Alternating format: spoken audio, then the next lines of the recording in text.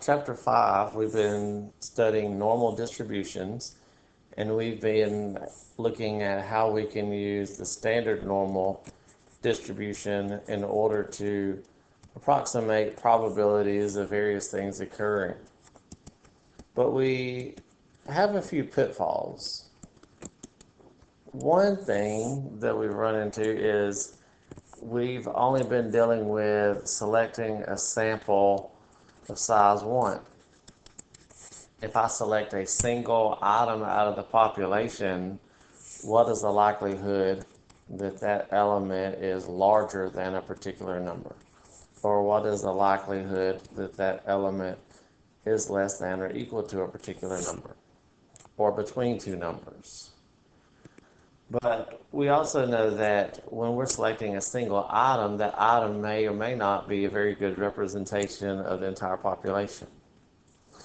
Also, how many populations are really normally distributed? Lots of things in nature, in different experimental situations that we're dealing with, are not normal distributions. In that case, we couldn't treat them like this. But as you look through the PowerPoint in 5.4, they give you an example, and it leads us to the understanding that it's better to take samples that are not size 1. And if we take various samples, let's say this box represents our population, and we select a sample here, and we select another sample, and we select another sample. We select several samples, and all of our samples are the same size. Let's suppose that we take the average of each sample. So that's the average of the first sample, the average of the second sample, the average of the third sample, and so forth. So the population overall has an average. But if we compare the average of each of these, it turns out that these would often be approximately normal. They give an example where there's a distribution where every value in that distribution has the same probability of occurring. But if we take each of the possible samples that we could collect of a certain size, and we calculate the average of each sample, and then list a probability distribution instead of doing a probability distribution of each x value, do a probability distribution of each average. So we could list the different outcomes or the different averages that we see in their corresponding probabilities, and that does turn out to typically be a normal distribution. In the PowerPoint, they illustrated that if we had 4 different values, each having the same probability, if we selected all the possible samples of size 2 and we calculated the average of each of those samples, there would be a few samples that have a really low average. But as we get closer to the mean, we're going to have more and more samples whose average matches the average of the population. As we get farther from the average of the population, we will have fewer and fewer samples that have averages that differ from the population. So instead of these being x values, these are averages, and these are the corresponding probabilities for each of those averages. So the PowerPoint goes on to say that if we take samples of a large enough size, then the population mean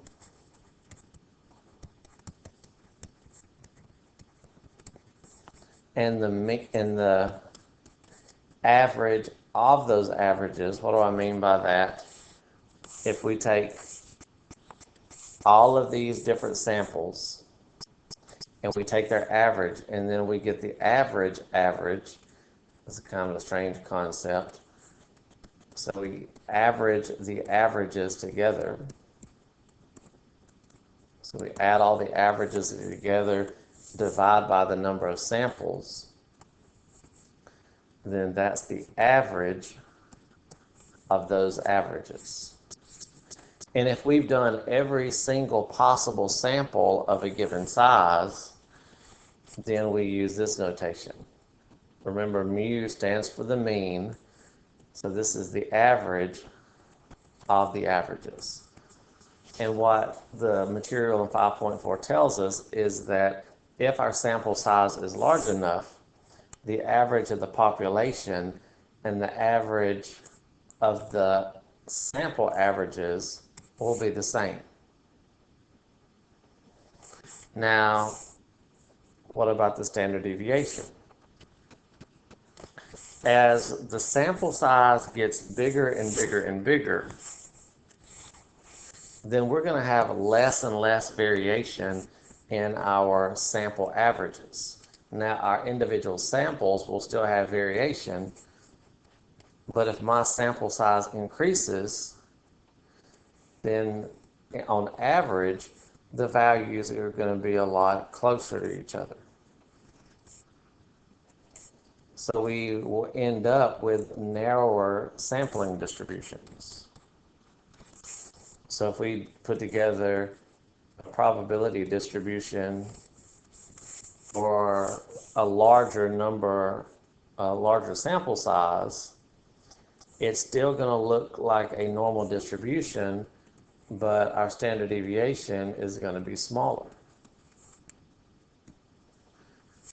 So it turns out that the relationship between the standard deviations is that the standard deviation of our sampling distribution is equal to the standard deviation of the population divided by the square root of the sample size. So notice, if the sample size is big, we're going to be dividing by a larger number, so that gives us a smaller error. There will be a smaller deviation in our averages. Our averages will all be close together. But if n is smaller, as n becomes a smaller sample, then if the denominator gets smaller, then the result of this gets bigger. So that means we have more deviation. Our averages are going to be spread out more. So one of the great things about this is that this is approximately normal. And the central limit theorem, which is discussed in the PowerPoint, sometimes abbreviated CLT, but the central limit theorem just says that as n gets bigger, that our sampling distribution will become more and more normal. It will look more and more like a normal distribution. So even though our population may not be normally distributed, as we take lots of different samples and compare the characteristics of those samples will be normally distributed. So it discusses the meaning of this, but I think I skipped over, what do we mean by sampling distribution?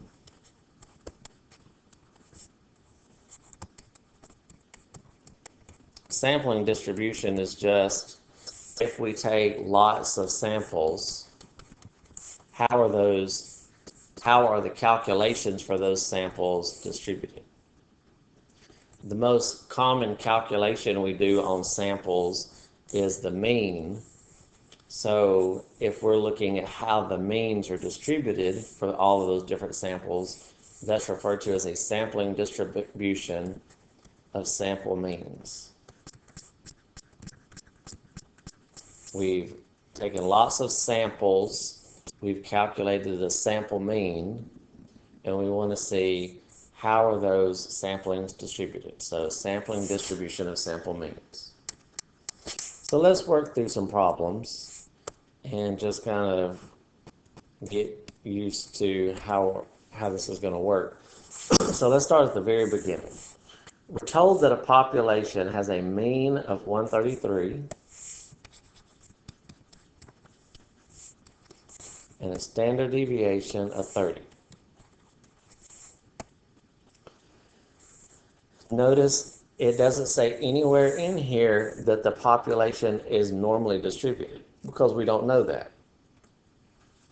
Generally, when we're working with a population, we don't know how the population itself is distributed until we finish the study. So instead of making an assumption that it's normal and then ending up with bad calculations, we don't worry about it. We make a sampling distribution. So we collect a large enough sample so that if we compare all of our samples comparatively will be normally distributed. So this says if we collect samples of size 51, so in our population, if we select lots of samples and all of these samples have 51 items in it, and then we calculate the average of each of those, so each sample will have its own average. We want to know what will the average of those averages be. What will be the average of those sample averages? And what we discussed earlier is that if we take each average and average them together, that will equal the average of the population. So the average of our sampling distribution will also be 133. Now for our standard deviation, we said that if we want to know how the averages are spread out, if we're concerned about the spread of those averages, we take the spread for the population and divide it by the square root of the sample size. So if the standard deviation of the population is 30, and we have a sample of size 51, we can do this calculation, and this will describe how spread out our sampling distribution will be. If we look at all of these different averages, how spread out are they going to be? So if we do 30 divided by the square root of 51, we get about 4.2. So comparing the standard deviation of the population and the standard deviation of our sampling distribution,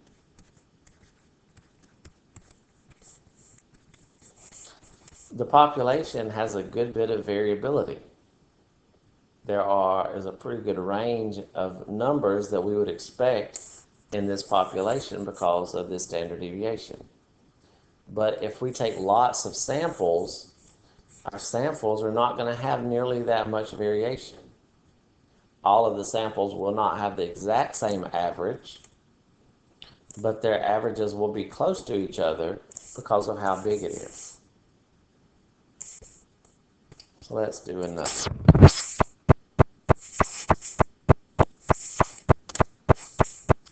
Let's do this one. A population has a mean of 74 and a standard deviation of 27. So it's a pretty large standard deviation compared to the mean. Pretty large amount of deviation in our population. But we're told that we're going to take samples of size 231. So that's a pretty large sample. So even though our population has a lot of variability in it, if we take a big sample here, and another big sample, and another big sample, and we calculate the average of each sample, as big as our samples are, we would expect that our averages are going to be pretty comparable. So let's see, what is the average of our sampling distribution? So if we took all possible samples of size 231 and we calculated the average of every sample, and then we found out what is the average of those averages, it would match the population. That on average, these averages are basically the same as the population average. But for the standard deviation of our sampling distribution, remember we take the population standard deviation divided by the square root of the sample size. So if our population has a deviation, a standard deviation of 27, and we take samples of size 231, and then our sampling distribution is going to have a standard deviation of, let's see what we get, of only 1.78.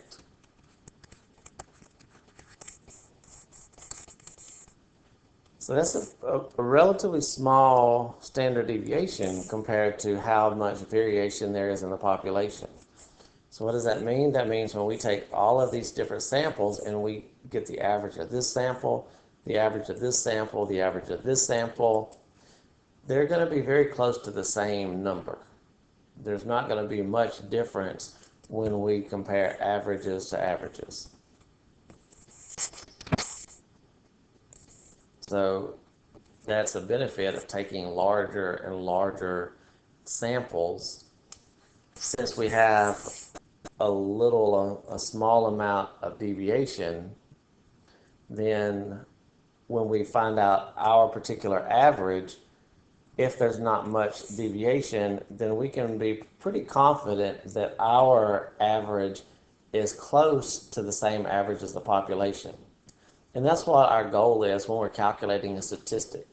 Our statistic is meaningless if it is not representative of the population. But if we can do a calculation, if we can collect a sample, and the sample has characteristics that are very similar to the population, then we've saved ourselves time, and we've been able to do a pretty good analysis of what are characteristics that our population actually has.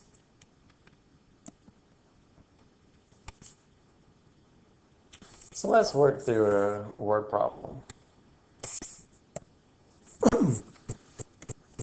Find the probability and interpret the results.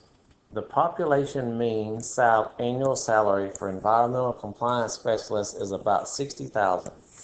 So for the population, the average salary is $60,000. A random sample of 32 specialists is drawn. So we're drawing a sample of size 32.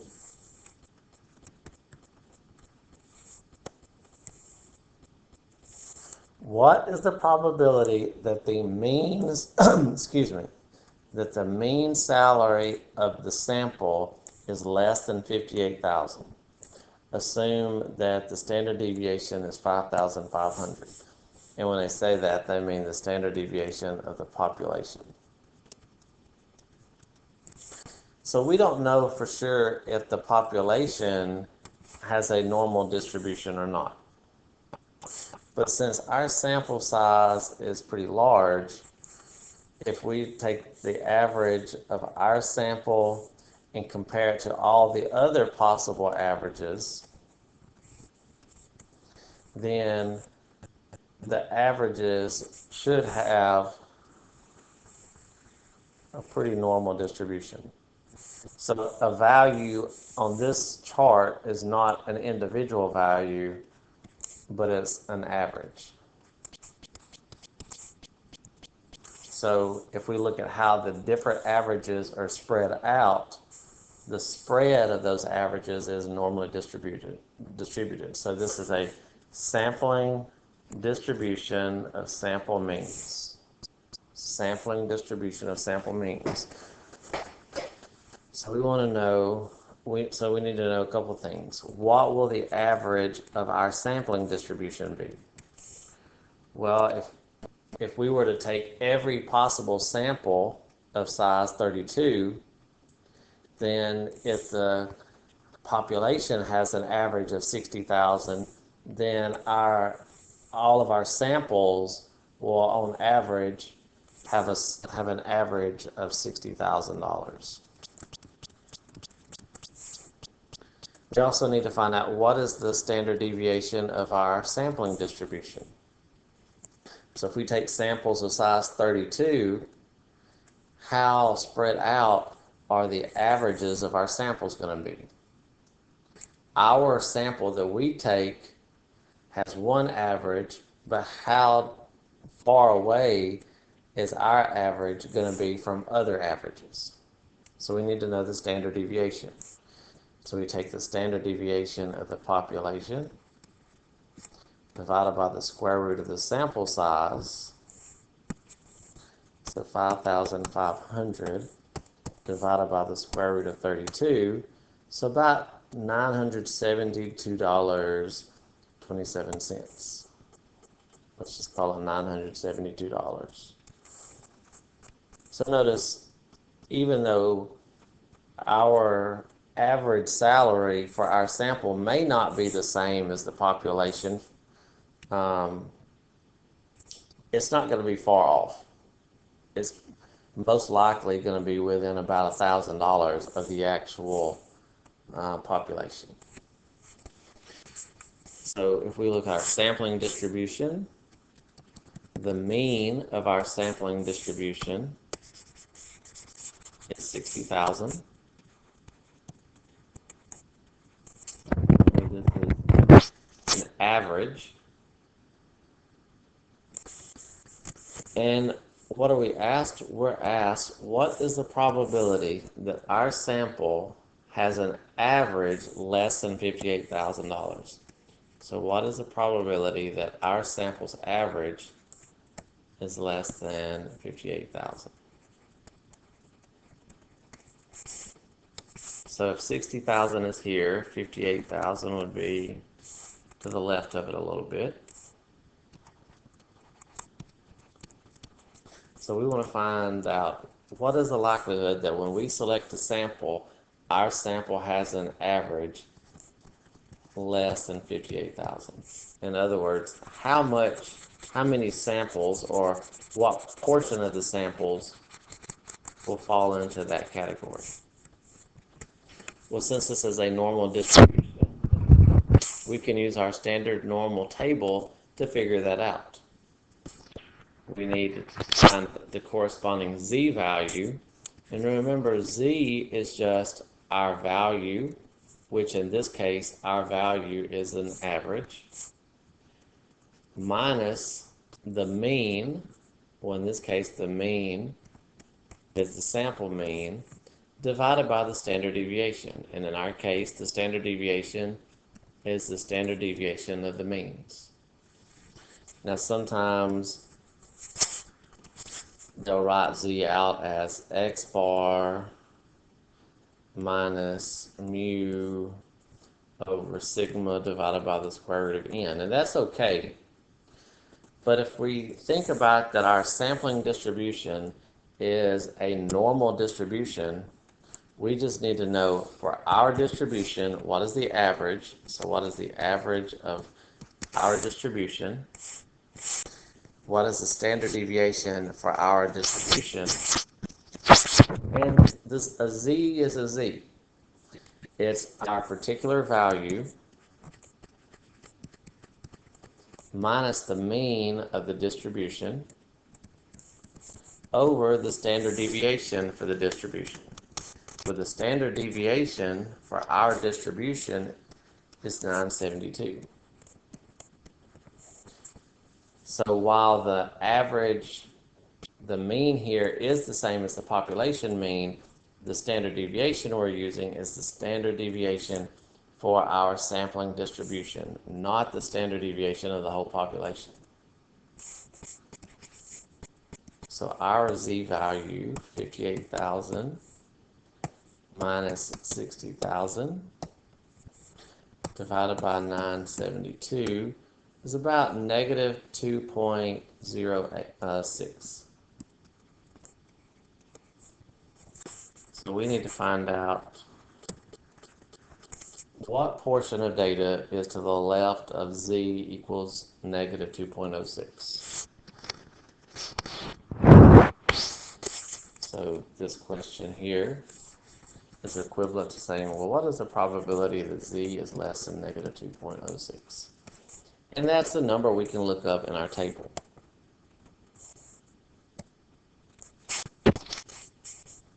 If we go to our chart, that's the positive z-value, so let's look at the negative ones. And we're looking for a z-value of negative 2.06, so negative 2.0. Here's the sixth column, so 0.0197. 0.0197. So there's roughly a 2% chance that if we select a sample that has 32 people in it, that the average of that sample will be less than $58,000. So not very likely that if we collect that large of a sample and these are the characteristics of our population, not very likely that our sample will have an abnormal average to it.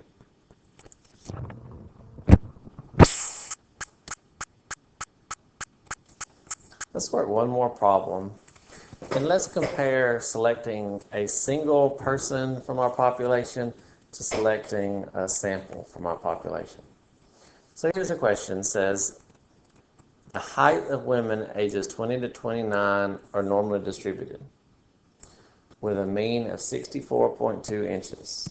So our population has a mean of 64.2 inches and a standard deviation of 2.4 inches. Now they did say that our population distribution is normal. So our population does have the bell shape already. But so will the sampling distribution. Regardless of the shape of the original population, if we take lots of samples and compare them, their characteristics will be normal as well.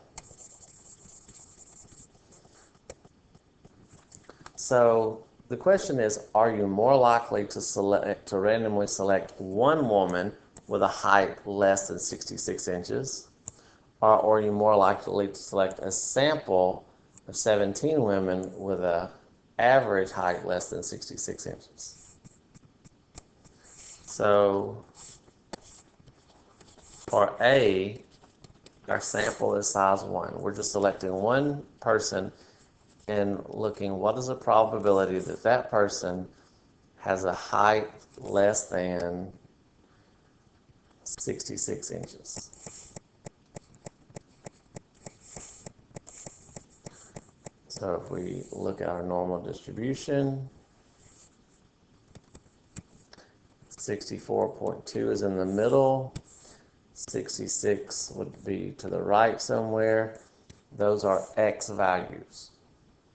So if we want to find the probability that a randomly selected person has a height that's less than 66, we need to find out what is the probability of being in this region, or what is this area.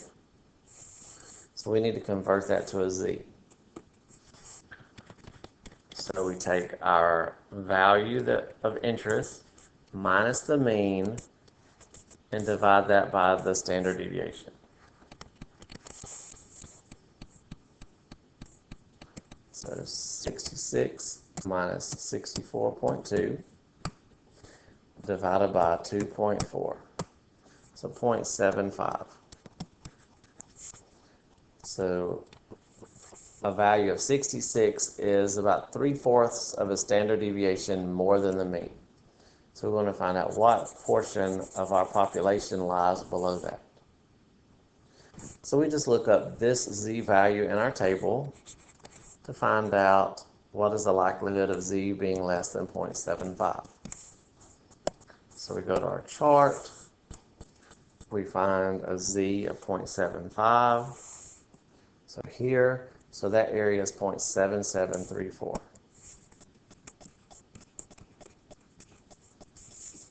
So the likelihood of selecting one person whose height is less than 66 inches is 77%. It's pretty likely with this distribution described that if we randomly select a person that they are shorter than 66 inches. But let's repeat that with a larger sample. And I believe they say a sample of size 17, yeah. So now we're wanting to look at, if we have a sample of size 17, what is the likelihood that the average of that sample is less than 66 inches? So not one person being less than 60 inches, but our sample having an average less than 66. So this average is part of a sampling distribution of sample means. The average of our sampling distribution will be the same as the population average. Of our sampling distribution will be the standard deviation from the population divided by the square root of n. So our population had a standard deviation of 2.4. 17 is n. So 2.4 divided by the square root of 17 .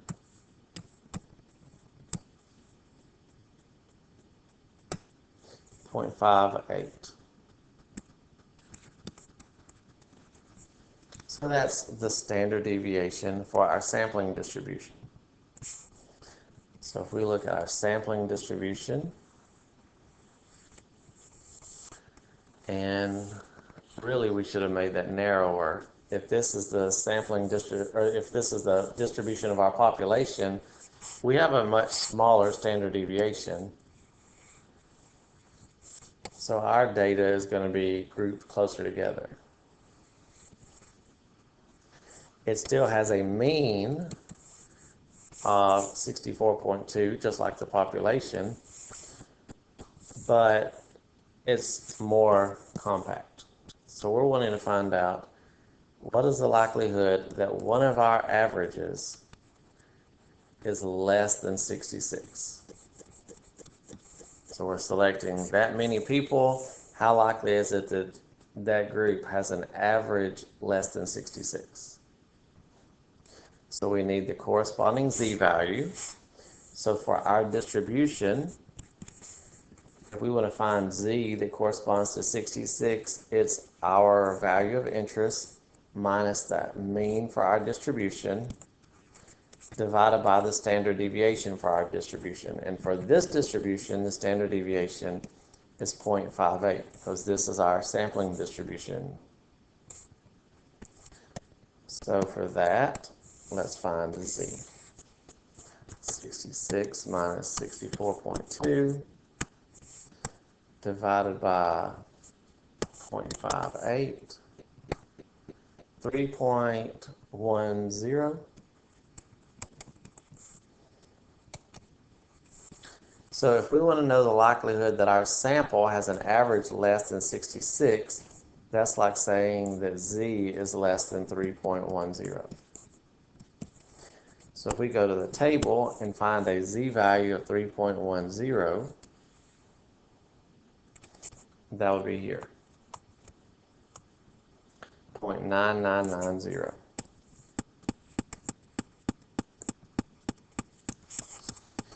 So it is almost guaranteed that if we select 17 people from our population, that they have an average height less than 66 inches. Now, compare that to if we only selected one person. It is not completely unheard of in our population to select a person who has a height that's more than 66. 25% of the not 25%, about 23% of the population have a height that's more than 66. So if we're randomly selecting one person, we have a 23% chance of a person being taller than 66 inches. But if we select a sample that's a pretty good size, while we might have some people that are in this category, we're also going to have plenty of people that are smaller than average or close to average that are going to cancel out those people that are taller. So on average, not many people are taller than 66. Yes, there's a fair chunk of the population that's taller than 66 inches, but if we collect a pretty good size sample, a sample of size 17, it's not very likely that our sample will have an average over 66. There's like a 0.1% chance of having a sample where on average our people are taller than 66 inches.